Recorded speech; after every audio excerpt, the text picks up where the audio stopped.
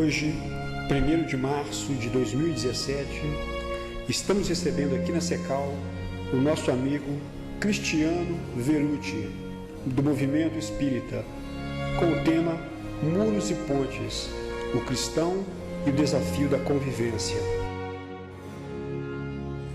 Boa noite a todos.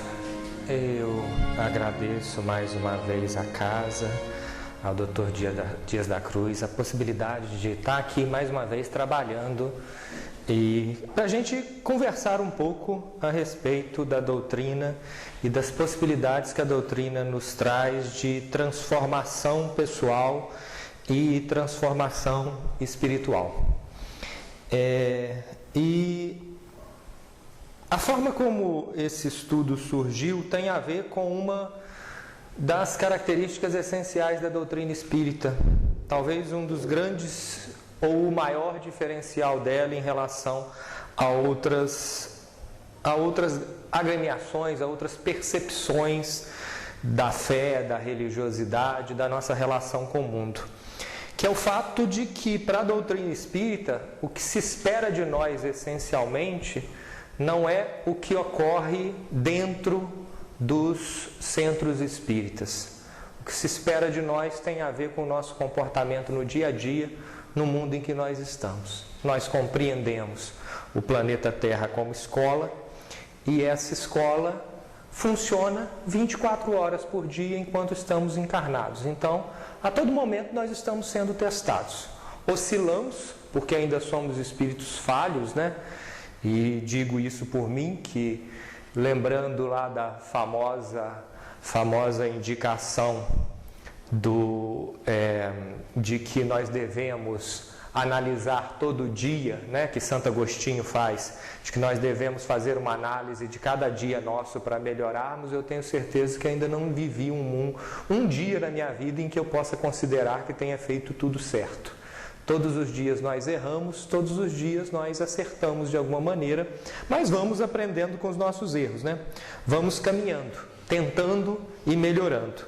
Então, mérito e demérito na doutrina espírita não tem a ver com o que a gente faz no centro, apesar do que o que nós fazemos no centro também é parte disso. Mas nossos méritos maiores não têm a ver com, como em diversos grupos religiosos se demonstra, com a quantidade de cultos que nós prestamos a esse ou aquele, com os altares que nós erguemos ou deixamos de erguer, né? A doutrina espírita não tem altares, né? O altar da dignidade e da correção na nossa vida é aquele que conta. Também não tem a ver com quanto nós vamos repetir essa ou aquela reza, né? Jesus Cristo já falou que não é por muito repetirmos que seremos ouvidos, né? Na verdade, como diz o Pacini, o espírita não reza, ele ora, ele faz prece, ele entra em contato com Deus para que nós, na sintonia com Deus, na sintonia com a espiritualidade superior, nós nos transformemos. Esse é o grande objetivo da fé nas nossas vidas. O mérito do espírita é medido essencialmente, como diz a codificação, né? Mede-se o verdadeiro espírita, né? Pelo esforço que faz para domar as suas más tendências, né? Então, é tornando-se melhor na relação, na convivência com o outro, que nós melhoramos como espírita. E também, um outro ponto, um outro aspecto, é que essa melhoria se materializa na máxima de que fora da caridade não há salvação. Caridade não interpretada tão somente como fazer o bem material, a B, C ou D, mas caridade como uma reflexão sobre a nossa relação com o próximo. Nós somos caridosos sempre que agimos com dignidade com o próximo, né? Esse é o grande objetivo das nossas vivências. Então, os centros espíritas não são lugares onde a gente vai tão somente para ter uma relação de adoração com Deus. A gente, segundo a doutrina nos ensina, vem ao centro espírita buscando diversas coisas, mas essencialmente há dois aspectos, né? Que a nossa vinda ao centro constrói. Primeiro, a busca por refazer as nossas forças físicas e espirituais, de forma a nós melhorarmos as nossas condições de enfrentarmos os desafios que existem na vida, né? A gente, muitas das vezes, vem ao centro espírita por conta de uma necessidade emocional ou física, né? Quantas vezes nós estamos buscando a cura física, a transformação de uma relação nossa com a vida, né? O encontro com a doutrina espírita muitas das vezes tem a ver com isso. Ou seja, ele funciona como um posto de refazimento também para nós enfrentarmos os desafios da encarnação. E também ele é um espaço de reflexão a partir dos parâmetros da doutrina sobre as decisões que nós temos tomados e sobre a forma como nós podemos transformar a nossa vida, né? Os espíritos nos explicam, né? Muitas das vezes a gente busca em outras encarnações as origens dos nossos males, mas eles nos explicam que boa parte dos nossos males tem a ver com as nossas falhas aqui e agora, né? Muito mais do que coisas de outra encarnação, a maioria das nossas dificuldades tem a ver com decisões erradas que nós tomamos. Agora, sobre o desafio desse contexto em que nós vivemos, nós precisamos refletir para tomar decisões mais acertadas, né? E nesses dois aspectos, né, a busca pelo refazimento e a reflexão, o refazimento das forças muitas das vezes vem do amparo da equipe espiritual das casas espíritas, que está nos olhando muito mais com a luz da misericórdia do que unicamente pensando na justiça, né? Tentando nos amparar para que nós melhoremos. Então as equipes espirituais, auxiliadas pelos médiuns nos postos de passe, muitas das vezes nos auxiliam no refazimento da força física, né? Claro que dentro do limite da sintonia que nós construímos com eles e das nossas necessidades espirituais. E por outro lado, né, o difícil papel do orador é refletir sobre si mesmo, né? Refletir sobre as próprias dificuldades porque quando nós fazemos os estudos, nós estamos refletindo sobre, muitas das vezes, sobre as nossas próprias dificuldades na vida e auxiliar na reflexão a partir da doutrina espírita para a necessidade de nós nos transformarmos, não somente aqui, mas para o mundo lá fora, né? O Cristo falou, né, que há de chegar o momento em que os templos não serão necessários, né? Em que a terra toda será um templo. Esse é o momento em que nós chegaremos ao mundo de regeneração. Então, diferentemente dos cultos que se voltam para si mesmo, a doutrina espírita, no espaço dos seus estudos, nos concita a transformação lá fora. E essa é muito difícil. Eu falo por mim mesmo. É muito mais fácil ler e entender do que exemplificar e praticar. É muito difícil praticar uma série de ensinamentos e nós sabemos que nós caminharemos aos poucos nessa jornada.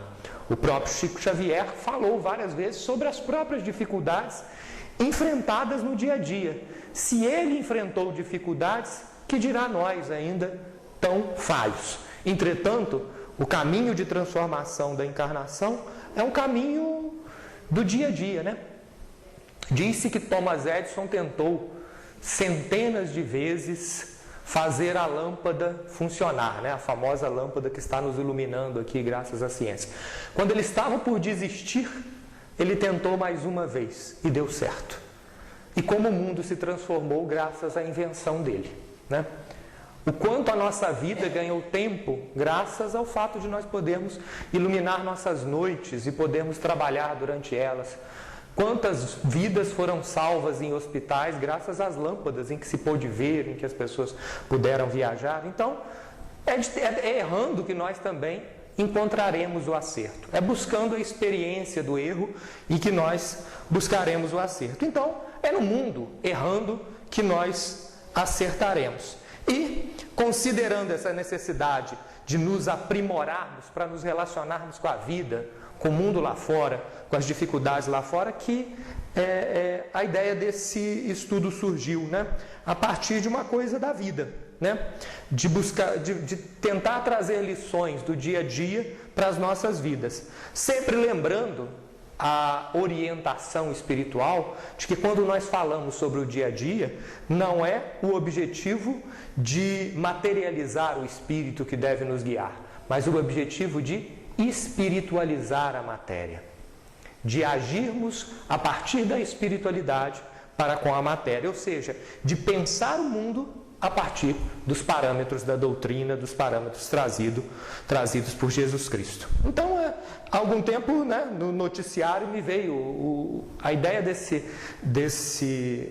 estudo veio do noticiário, né, de uma notícia que muitos estão acompanhando, né, a intenção do presidente dos Estados Unidos de construir um muro que separe o seu país do México, né, seu vizinho geográfico mais ao sul, né?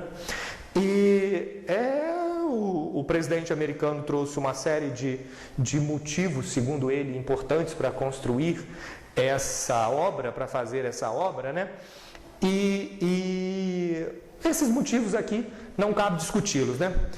O objetivo aqui não é fazer uma reflexão sobre política, mas sobre as implicações espirituais dos fatos que fazem parte do nosso cotidiano. Ou seja, o objetivo é espiritualizar a matéria.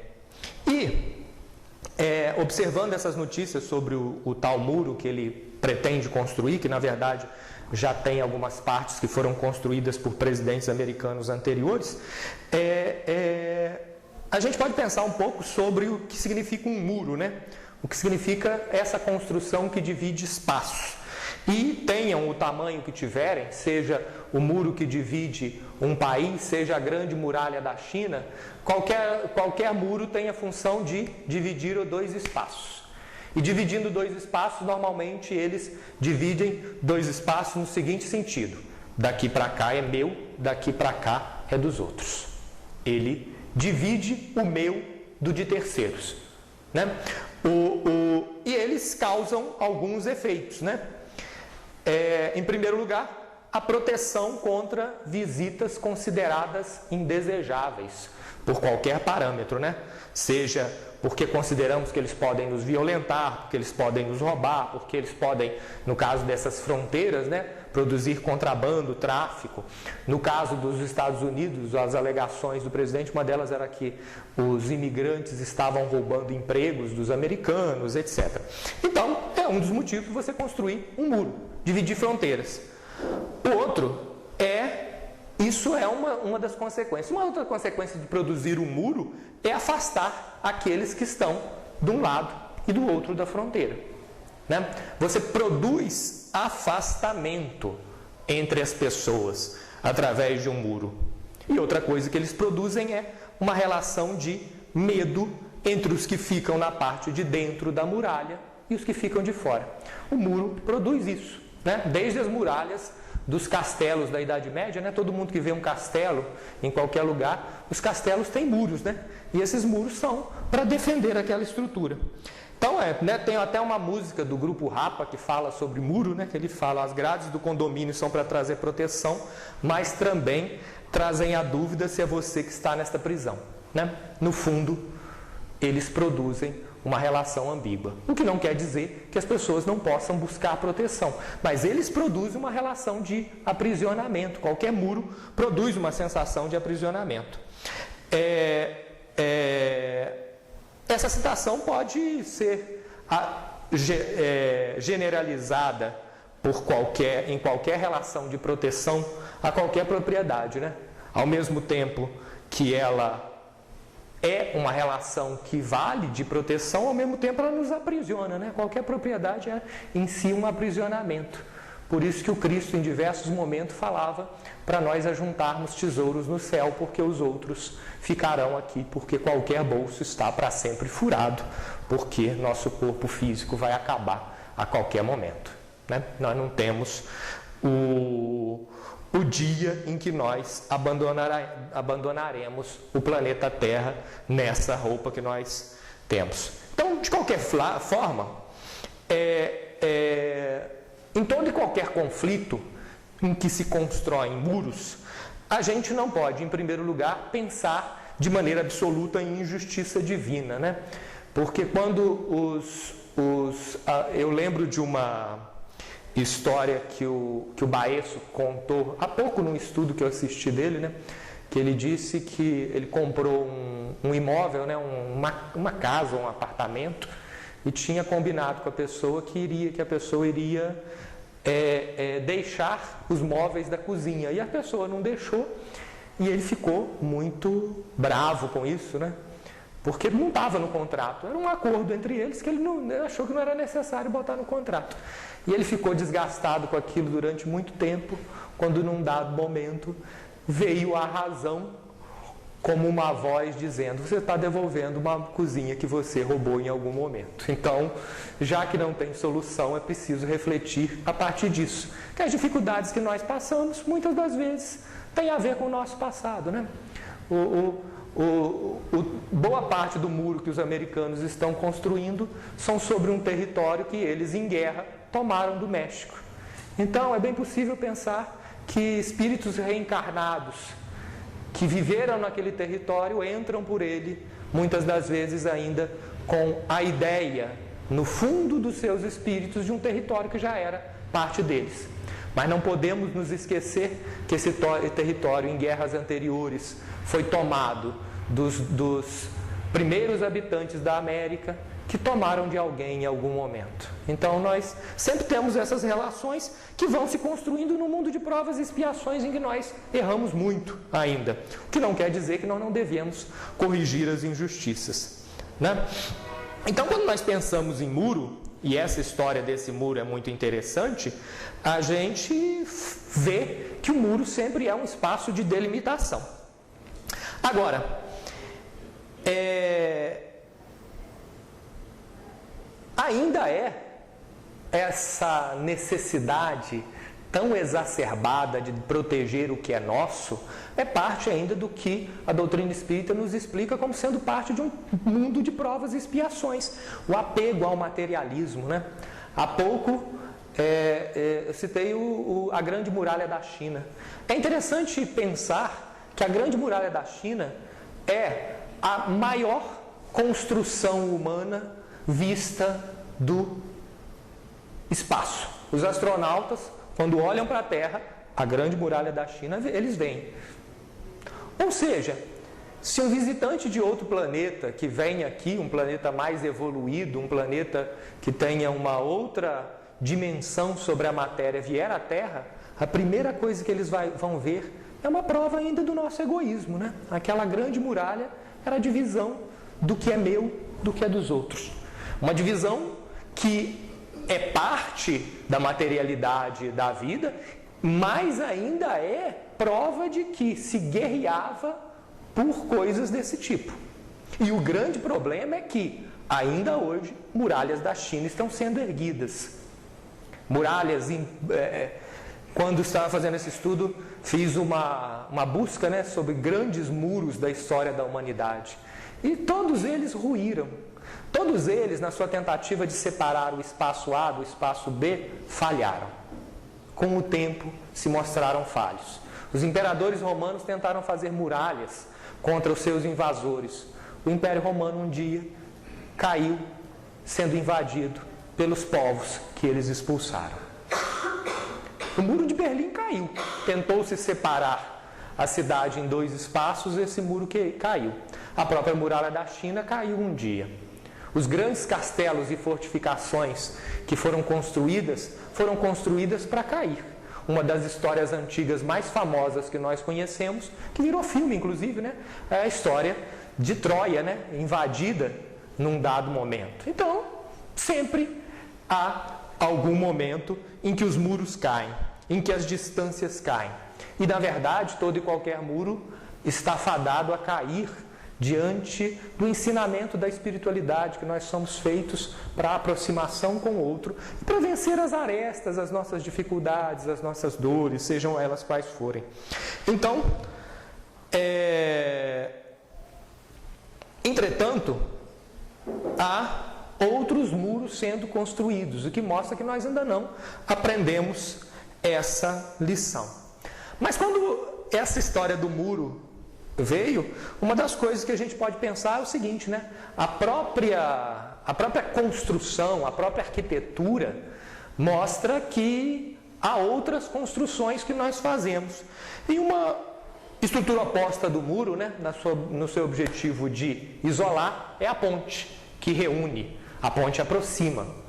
É muito mais difícil fazer uma ponte do que fazer um muro, né? Se você for numa universidade que tem um curso de engenharia, tem disciplinas lá, muitas das vezes, eu já vi em algumas, não sei se tem em todas com esse nome específico, né? Mas está lá escrito, pontes 1, pontes 2, a pessoa estuda para fazer ponte, porque é muito mais difícil fazer uma ponte do que um muro, porque é muito mais difícil aproximar do que isolar. Estruturas que aproximam exigem muito trabalho, estruturas que isolam normalmente são mais simples de fazer. É mais fácil destruir do que construir. Então, as pontes também mudam as relações. Se os muros isolam, as pontes aproximam. Eu não conheci o Rio de Janeiro antes da ponte Rio-Niterói, mas certamente depois que aquela ponte foi construída, a relação entre as duas cidades mudou muito. Porque uma coisa era ter que atravessar de barco ou dar uma volta imensa na Baía da Guanabara, né, para ir a outra cidade. Com uma ponte, em alguns minutos, com um trânsito bom, a pessoa chega de um lado ou do outro. Então, mudou completamente. Tanto que tem gente, antes disso, era praticamente impossível fazer uma coisa assim. Mas tem muitas pessoas que moram na cidade e trabalham na outra. As cidades se aproximaram. Pontes aproximam. Pontes são estruturas que nos estreitam as relações, que nos aproximam uns dos outros. Então, se nós formos imaginar, qualquer ponte aproxima, até aquelas que a natureza produziu, né? Graças a uma ponte, dizem os estudiosos, uma ponte construída de gelo, através da Ásia para o Alasca, chegando à América, o nosso continente foi povoado, né? Durante a era glacial, o gelo produziu uma proximidade entre dois continentes e permitiu que os humanos viessem para cá. Então, sempre, toda e qualquer ponte leva à proximidade. Túneis também têm efeito semelhante à ponte. Também é difícil construir um túnel, muito mais difícil que um muro. Se nós imaginarmos, há túneis famosos que aproximaram regiões, aproximaram povos, né? Entre a Inglaterra e a França, construíram um túnel por debaixo do mar, que aproximou os dois países. Então, túneis funcionam também para aproximar. No entanto, da mesma forma que um muro rui, pontes também caem. Relações de aproximação também caem. Aqui em Cotegipe, pertinho de nós podemos ver através da estrada as ruínas de um templo católico que ficou daquele jeito depois que uma ponte caiu. Quando uma ponte cai, produz-se isolamento. E pontes podem cair por falta de manutenção, pontes podem cair de uma hora para outra por causa de um acontecimento fortuito, podem cair de toda maneira. Então, da mesma forma que a queda de um muro aproxima, né? Berlim virou uma cidade só quando o muro que dividia o país caiu, a queda de uma ponte afasta.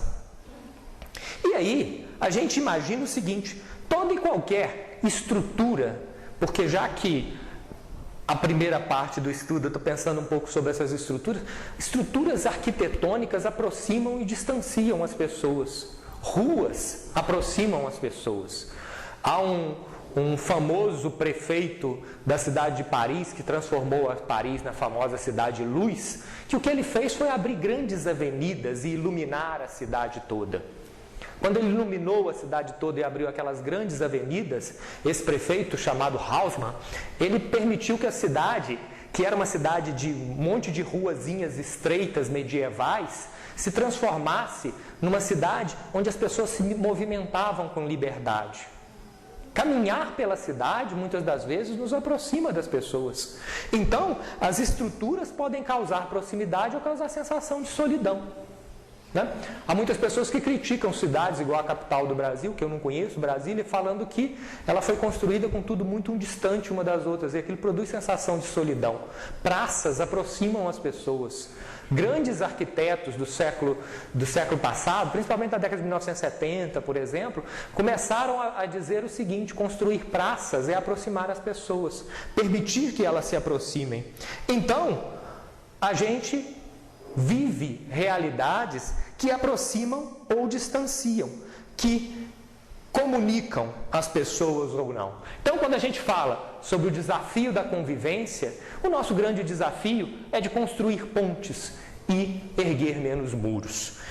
Ou seja, sempre haverá estruturas que permitem estabelecer pontes ou erguer muros. Também o desenvolvimento tecnológico criou ferramentas que fazem, às vezes, das construções da arquitetura. Um avião, um barco, são pontes que se erguem de um lado para o outro. São pontes que levam as pessoas, né? Não por acaso, né? Eles chamam a rota de avião entre o Rio de Janeiro e São Paulo de ponte aérea. É uma ponte que permite que as pessoas se aproximem, né? Agora, ao mesmo tempo que elas aproximam, que essas estruturas funcionam como pontes, o barco que aproximou as pessoas trouxe os povos americanos para a América, os povos europeus para a América, e esses povos, ao chegarem à América, dizimaram os índios, ou seja, trouxeram a dor e trouxeram a invasão, tomar a terra do outro e construir ali o meu muro, né? Não por acaso, muitos povos indígenas chamam a chegada dos europeus aqui do primeiro ano da invasão, né? O avião, que serve para aproximar, levou Santos Dumont à depressão, à tristeza, porque poucos anos depois o avião era usado para jogar bombas. E o Santos Dumont entrou em uma tristeza imensa por causa disso. Ou seja, aquilo que ele idealizou como um instrumento de proximidade distanciou as pessoas. É preciso refletir sobre isso. Então, outras pontes foram sendo erguidas e pontes que aproximaram as pessoas. Tem uma história no século XIX fantástica, que quando inventaram o telégrafo, né, que é aquela maquininha que era usada muito, até durante muito tempo usaram isso, né, para você transmitir um telégrafo, uma mensagem pelo telégrafo de uma região para outra, né? Os Correios fizeram isso durante quase 2 séculos, muito comumente. Então você, através do telégrafo, da máquina do telégrafo, eles conseguiram comunicar um continente com o outro. Hoje é fácil pela internet, você fala com alguém lá no Japão. Mas se você for imaginar que no século XIX eles espalharam cabos de um continente para o outro, através de navios, para permitir que alguém aqui falasse com outra pessoa pela primeira vez na história, nós observamos que o esforço da tecnologia é sempre um esforço de aproximação. O esforço do desenvolvimento é de aproximação. Quem distancia somos nós. Né?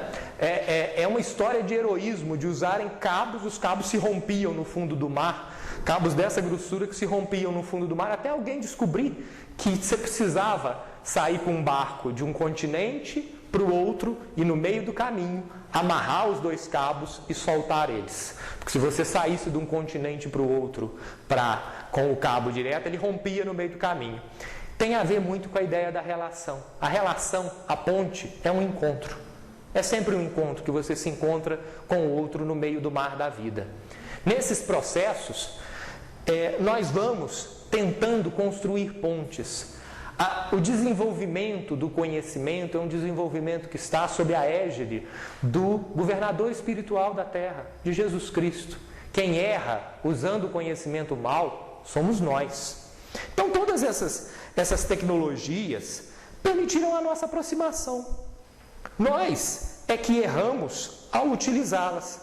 Nós é que erramos ao utilizar essas tecnologias. E novamente nós vemos uma tecnologia agora que invade o nosso dia a dia, que é a tecnologia da informática, né? A tecnologia inventada na virada do século XX para o XXI, que serve para aproximar. Tem um famoso estudioso europeu chamado Pierre Levy, que diz que a internet era o cérebro ampliado do globo, em que cada um de nós cria pontes com os outros para raciocinar, para conversar, para aproximar.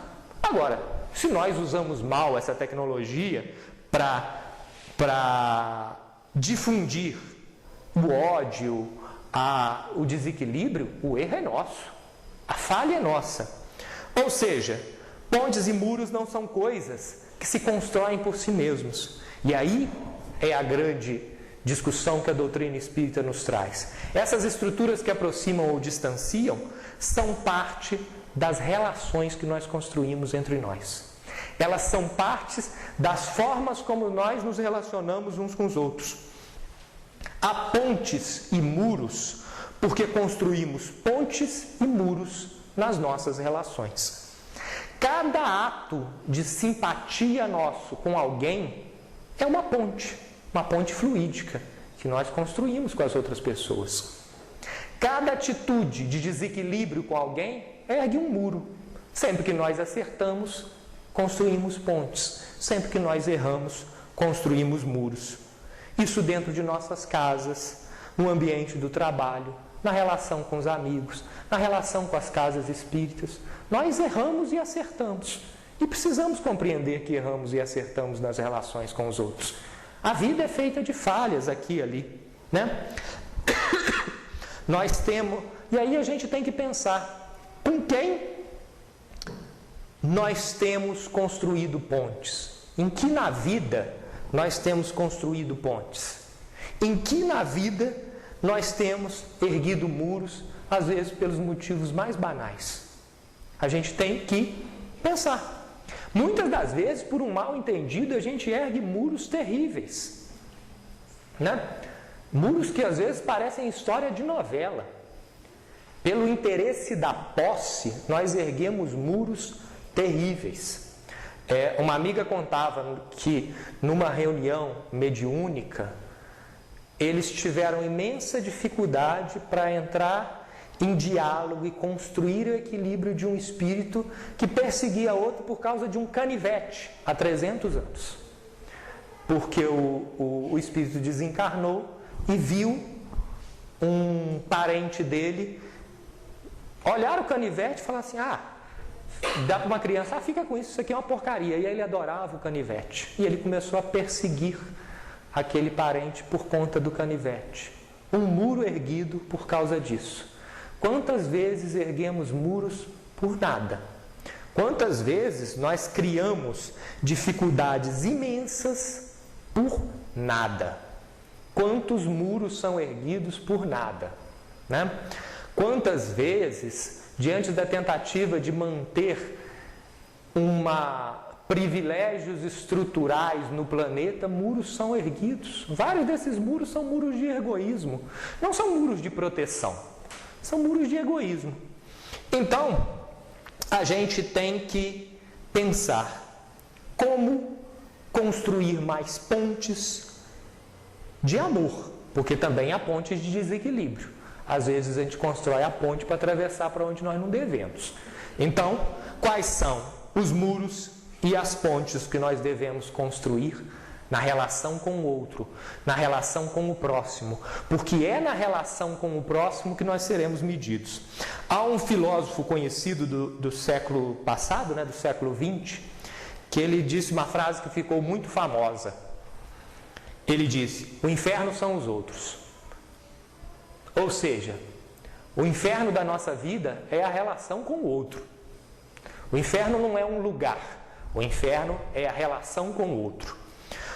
Esse filósofo chamado Jean-Paul Sartre, ele disse, de certa maneira, se a gente observar, isso é verdade, é extremamente difícil se relacionar com o outro, Ontem eu estava conversando com a minha namorada, falando com ela, a grande dificuldade da relação é que nós somos uma estrutura de dois lados. De um lado, nós somos tão sensíveis quanto seda da Birmânia. Qualquer coisa rasga, qualquer coisa arranha. É o que nós recebemos. Qualquer coisa que vem do outro, nós nos sentimos muito ofendidos. Do outro lado, na relação com o outro, nós somos um pedaço de lixa comprado ali na casa de material de construção. Nós saímos ralando todo mundo à nossa volta. Quantas vezes a gente não percebe que nós estamos lixando o outro e nos lixando para o outro, e quantas vezes qualquer coisinha nos parece uma imensa ofensa. É difícil demais. É por isso que nós fazemos mais muros do que pontes. É por isso que sempre o erro do outro nós vemos com lente de aumento. E o nosso erro nós nos distanciamos para ver, Nós vemos ele desse tamanhozinho. Então, é preciso pensar nisso. A relação com o outro é infernal. E quanto menos nós formos pacientes e compreensivos, mais difícil será. Porque é a relação com o outro que é o grande caminho da transformação. E aí, se Sartre disse o inferno são os outros, um sujeito chamado Jesus Cristo falou o contrário. amai ao próximo como a si mesmo.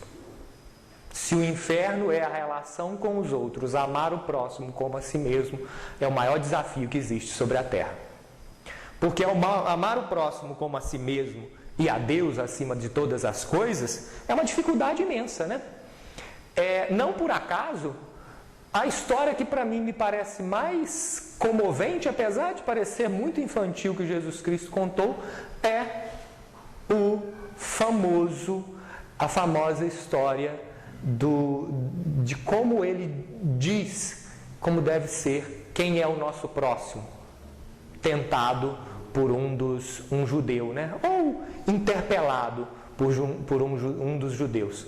Quando o Cristo fala que constrói a metáfora estruturada na parábola do bom samaritano, ele fez uma reflexão fantástica. Porque ele conta a história de um homem caído e que todos os chamados homens de bem da época passam e não o atendem. E esse homem caído, num certo momento, é atendido por um samaritano, aquele que é visto como o mais ralé das ralés. E no final, quando Jesus fala a esse homem sobre quem deve ser, quem é o meu próximo, ele inverte a perspectiva e diz: quem é o próximo do homem que estava caído? Quem é o próximo do homem que estava caído é uma chamada à nossa reflexão muito grande. Porque quando a gente pensa quem é o meu próximo, para ajudar, a gente escolhe quem que vai ajudar, quem que a gente vai ajudar. Fulano merece, fulano não merece. Esse é meu próximo, aquele ali é menos meu próximo, porque é um sem vergonha danado. Agora, quando a gente cai, qualquer um que ajudar a gente está valendo, não é? Então, Jesus faz uma coisa inteligentíssima. Quem é o próximo do homem caído? Porque quando ele está caído, qualquer um que ajudar serve. Então, a ideia do próximo deve ser colocada da seguinte maneira: de quem eu aceitaria a salvação se eu precisasse dela para salvar a minha vida, como o homem que caiu lá. Então, essas histórias nos mostram o seguinte: o desafio do amor é muito grande. Porque quando Sartre fala o inferno são os outros, do ponto de vista materialista, uma verdade. É muito difícil se relacionar. Você vive décadas com uma pessoa, você convive de décadas e a relação ainda é difícil. Imagine com alguém na rua, imagine aqui ou ali. É muito difícil se relacionar, é muito difícil criar pontes. Se o inferno são os outros, vamos erguer um muro. É o mais fácil. Quantas vezes nós erguemos muros? Então, cada pedido de perdão é um pilar que se ergue numa ponte. Cada mágoa, cada discórdia não resolvida é um tijolinho no muro. É muito difícil construir as relações. E mesmo nas tecnologias, né? Como é fácil no Facebook só conviver com quem você tem a ver. É difícil conviver com quem você não tem a ver, porque as ideias não batem na internet, onde o pessoal usa. Mas ao mesmo tempo, né? É muito mais fácil criar amigos no Facebook, né? É muito mais fácil ter 1.338 amigos no Facebook. Só que é muito mais difícil conviver no dia a dia. Aguentar aquele companheiro de trabalho que faz tudo diferente do que você pensa é difícil. É por isso que teve um sujeito chamado Beauvillier, que é um outro filósofo do século passado, que ele, numa ironia, disse: hoje nós amamos ao distante como a nós mesmos. Só que Jesus indicou amar o próximo, não o distante. Porque fazer um amigo em Portugal e começar a conversar com ele é muito fácil. Difícil é conviver no dia a dia. Então, é fácil construir essas falsas pontes e se achar muito bem. Difícil é construir a ponte nas relações difíceis do dia a dia. Isso é muito problemático, porque nós erramos, nós falhamos o tempo todo. E aí, é preciso conversar. Às vezes a gente se magoa, age com desequilíbrio, quando é muito mais fácil conversar, corrigir aquele problema. Às vezes é uma bobagem. E porque a gente é muito seda frágil. a gente é muito fraquinho na relação com as outras pessoas, a gente é muito... qualquer coisa nos ofende. Né? E aí às vezes a gente dá uma desculpa, é porque eu sou sistemático. Não, nós somos cheios de frescuras na relação com o outro. Nós nos consideramos muito perfeitos. E aí quando a gente olhar, fala assim, gente, tem uma mensagem do Emmanuel que ele fala sobre relações que ela chama bagatelas. E ela termina dizendo o seguinte: deves observar o seguinte, se você tem que aguentar os outros também têm que te aguentar.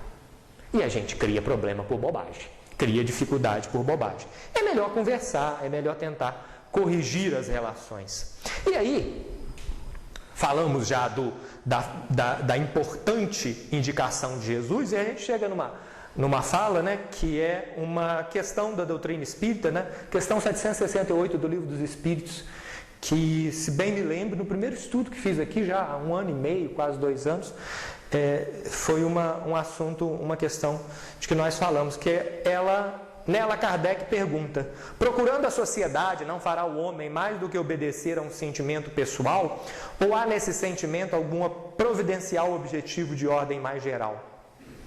E aí os espíritos respondem: o homem tem que progredir. Isolado, isso não é possível. Por não dispor de todas as faculdades, falta-lhe o contato com os outros homens. No isolamento, ele se embrutece e se debilita. Gente, às vezes, a gente convive com uma pessoa que nós temos dificuldade, mas ela nos ensina alguma coisa. Eu sempre falo com meus alunos que vêm reclamar que tem dificuldades com algum professor, eu falo, da mesma forma que você tem facilidade comigo, tem outros que têm dificuldade. Então, há quem tenha facilidade com ele. Vença a dificuldade para aprender o que ele pode ensinar. Você não precisa conviver no dia a dia, mas ele tem algo a ensinar. Isso é uma relação de escola. Relação da vida, do dia a dia, também funciona assim. Sempre nós temos a aprender. Mesmo as relações que não deram certo, os amores, os namoros, isso ou aquilo, tudo que não deu certo, alguma coisa a gente aprendeu na convivência com aquelas pessoas. Toda relação traz algo, toda relação nos ensina, toda convivência nos ensina. O nosso professor no dia a dia é o outro com quem convivemos. A gente precisa aprender convivendo.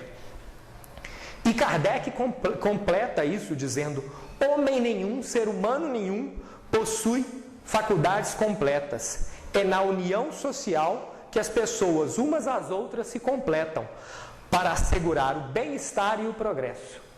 Né? Todo mundo aprende de alguém. O sujeito, né, eu falei do Thomas Edison, quando ele inventou a lâmpada, ele usou estudos de outras pessoas. A gente aprende com as outras pessoas. Para isso é que, precisando uns dos outros, os seres humanos foram feitos para viver em sociedade e não no isolamento. Ou seja, espiritualmente, no sentido mais ideal, o erguimento das pontes é o essencial para nosso aprendizado e para nossa evolução. As pontes de convivência. E o grande trabalho que nós devemos desenvolver na Terra é fazer com que as pontes sejam muito mais numerosas do que os muros. Entretanto, muros são coisas negativas sempre.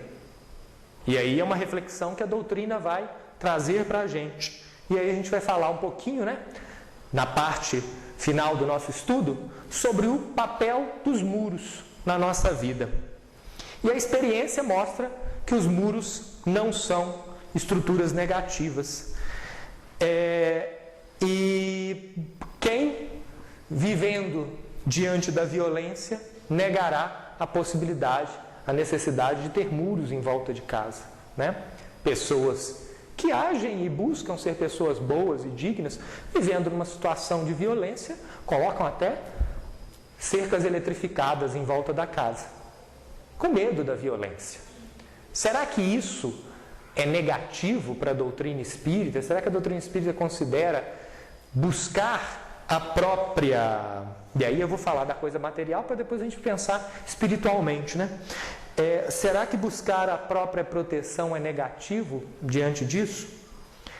A gente pode observar o seguinte: a codificação e mais a obra de André Luiz traz uma série de exemplos. E aí, o livro mais conhecido de André Luiz, né, que inclusive virou filme, Nosso Lar, fala sobre a cidade espiritual que acolheu André Luiz, a cidade espiritual chamada Nosso Lar. E mostra que Nosso Lar é um erguimento na espiritualidade construído com muros fluídicos, que dividem aquele espaço onde espíritos se reerguem. Né?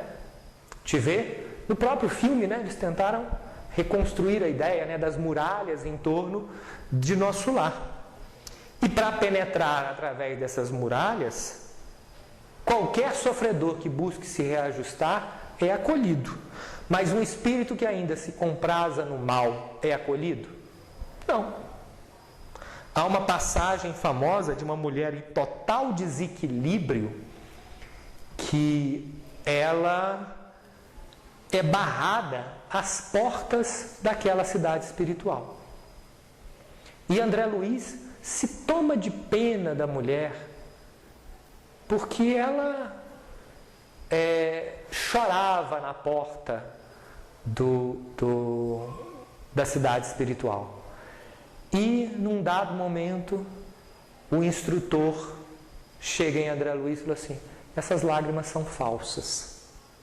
E aí ele começa a conversar sobre os erros cometidos por aquela mulher e começa a citar os erros cometidos por ela, porque ele, como um espírito mais evoluído, conseguia saber as falhas dela, e começa a perguntar: você se arrepende de ter feito isso? Você se arrepende de ter feito aquilo? Né? Espíritos superiores nos leem como um livro aberto, né? E ela, desmascarada, diz: você está mentindo, eu nunca fiz isso, eu nunca fiz essas coisas, eu sou uma mulher boa e injustiçada. Aí ele se vira para André Luiz e fala: observe, sofre, mas não se arrepende, não tem lugar aqui. Ela vai criar confusão, ela vai criar desequilíbrio na harmonia que existe aqui. Ainda precisa enfrentar as dificuldades para merecer para ter a atenção que merece. Porque qualquer transformação deve vir de dentro de nós. Se nós nos reforçamos e nos prendemos no erro, o amparo espiritual, por misericórdia, não se faz. Isso é uma lição que está em Nosso Lar. Ou seja, nós não podemos manter atitude indiferente em relação ao mal que cometemos. É preciso nos reequilibrarmos com Deus e pedir perdão, inclusive aqueles com os quais falhamos, né? Porque isso é construir pontes. Agora, há uma outra história nesse livro, Os Mensageiros. Os Mensageiros, né? É uma outra obra de André Luiz. Nosso Lar é uma obra de abertura que fala sobre o nosso lar e fala muito sobre a vida de André Luiz. Os Mensageiros já é um segundo livro que entra na narrativa fantástica que André Luiz faz sobre a vida na espiritualidade. E André Luiz desce a uma colônia de uma outra colônia espiritual, que não é Nosso Lar, a um posto de socorro de Campo da Paz. Campo da Paz é uma outra colônia espiritual. E é próximo ao planeta. O objetivo dele é atender espíritos mais recém-desencarnados. E esse pronto-socorro espiritual, como em várias casas espíritas funcionam assim, né? Muitas das vezes, durante a reunião, estão acontecendo atendimentos a espíritos que fazem parte da nossa coletividade. Então Campo da Paz, tinha proteções muito mais fortes do que Nosso Lar. Verdadeiras muralhas diante do desequilíbrio que existia em volta. E André Luiz fica assustadíssimo com estruturas e armas fluídicas que serviam inclusive para criar nos espíritos que tentavam as hordas invadir o pronto-socorro espiritual, que criavam inclusive sensação semelhante à da morte, um espírito já desencarnado. E André Luiz acha aquilo um absurdo. E o o administrador daquela casa espiritual, chamado Alfredo, explica de uma maneira muito simples, que se resume numa frase: enquanto não imperar a lei universal do amor, é indispensável que persevere o reinado da justiça. Você vê aqui milhares sendo atendidos aqui. As portas de Campos da Paz estão abertas para qualquer espírito que esteja com verdadeira intenção de ser atendido. Mas todo aquele que busca construir a desordem e dificultar o amparo de todos esses que estão aqui dentro, nunca será atacado, mas receberá resposta quando vier tentar invadir o nosso espaço. Então observa-se que a orientação espiritual é resumida nisso. Enquanto não imperar a lei universal do amor, é indispensável que persevere o reinado da justiça. Muros para o desequilíbrio. E no final do capítulo, André Luiz observa, no alto da colônia espiritual, a bandeira branca da paz, dizendo para todos que estavam em volta: se vocês quiserem viver aí fora como quiserem, nunca serão respeitados. Mas se quiserem impedir aqueles que buscam o reequilíbrio, receberão como resposta a nossa tentativa de defendê-los. Então, os muros para o desequilíbrio, para afastar aqueles que querem tão somente o nosso mal, são essencial para a construção do mundo ideal que desejamos. Jesus fala disso numa parte fantástica, quando ele diz para os apóstolos irem pregar a Boa Nova, já nos momentos finais da sua mensagem. E ele diz aos espíritos, aos seus apóstolos: ide, eis que vos mando como cordeiros em meio aos lobos. Não leveis bolsa, nem alforge, nem alparcas, e a ninguém saudeis pelo caminho. E em qualquer casa onde entrastes, dizei primeiro: paz seja nessa casa. E se ali houver algum filho da paz, repousará sobre ele a vossa paz, e se não, voltará para vós. Quando Jesus fala que nós devemos ser cordeiros em meio aos lobos, ele fala sobre os cordeiros fortes que sobrevivem a esse meio, porque senão é oferecer o cristão à carnificina. Essa fala resume um fato: nós convivemos com todos e devemos ser dignos de todos, com todos, mas precisamos saber onde há sintonia. Há uma máxima, que é atribuída a Jesus, mas que na verdade não é dele, pelo que eu pesquisei, que resume isso: diga-me com quem andas, que te direi quem és. Nós precisamos, num mundo ainda de grande desequilíbrio, é nossa responsabilidade saber com quem estabelecemos pontes e onde erguemos muros, porque nós podemos estabelecer pontes com desequilíbrio e erguer muro para o bem. E a gente precisa se reforçar para fazer o bem. E aí, para fechar, eu gostaria de fazer duas coisas. Primeiro, ler uma pequena história que está no final do capítulo 20 do livro Os Mensageiros, que se chama Defesas contra o Mal. E o capítulo 20 do livro Os Mensageiros, onde André Luiz se assusta com a estrutura de proteção daquele pronto-socorro espiritual, para trazer uma lição para André Luiz, o Alfredo, o administrador da casa, conta a pequena história. Olha só o que ele diz. Contam as tradições populares da Índia que existia uma serpente venenosa em certo campo. Ninguém se aventurava a passar por lá, receando-lhe o assalto. Mas um homem de bem, digno, um santo homem, ele diz um santo homem, mas um santo homem, a serviço de Deus, buscou a região, mais confiado no Senhor que em si mesmo. A serpente o atacou, desrespeitosa. Ele dominou-a, porém, com o olhar sereno, e falou: minha irmã, é da lei que não façamos mal a ninguém. A víbora recolheu-se, envergonhada. Continuou o sábio o seu caminho, e a serpente modificou-se completamente. procurou os lugares habitados pelo homem, como desejosa de reparar os antigos crimes, as violências que perpetrou. Mostrou-se integralmente pacífica, mas desde então começaram a abusar dela. Quando lhe identificaram a submissão absoluta, homens, mulheres e crianças davam-lhe pedradas. A infeliz recolheu-se à toca, desalentada. Vivia aflita, medrosa, desanimada. Eis, porém, que o santo voltou pelo mesmo caminho e deliberou visitá-la.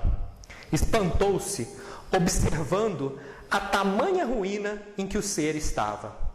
A serpente contou-lhe, então, a história amargurada. Desejava ser boa, afável, carinhosa, mas as criaturas perseguiram-na e apedrejavam-na.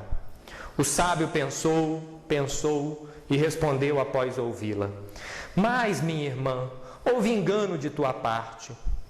Aconselhei-te a não morderes ninguém, a não praticares o assassínio e a perseguição, mas não te disse que evitasses de assustar os maus.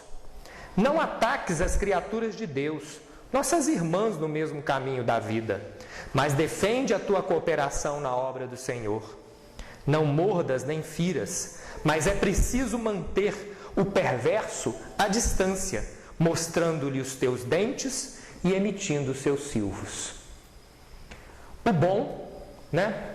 Ser bom não é ser bobo, já dizia uma médium amiga minha, que trabalha muito tempo na doutrina espírita. A dignidade pressupõe equilíbrio e força, senão o mundo se afrouxa. Não é por acaso que, quando foi chamado para o trabalho da codificação, Chico Xavier, o médium que psicografou esse livro, recebeu de Emmanuel não a orientação, amor, amor e amor. Recebeu a orientação, disciplina, disciplina e mais disciplina.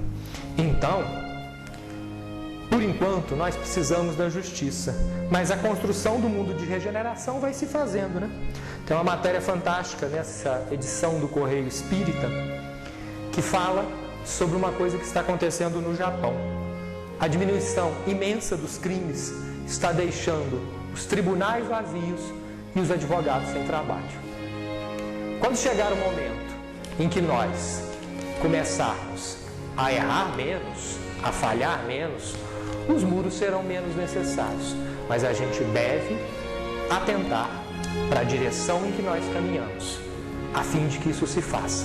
Até então, ergamos pontes com o equilíbrio e muros para o desequilíbrio, para que nós façamos a nossa própria proteção espiritual. Muito obrigado mais uma vez.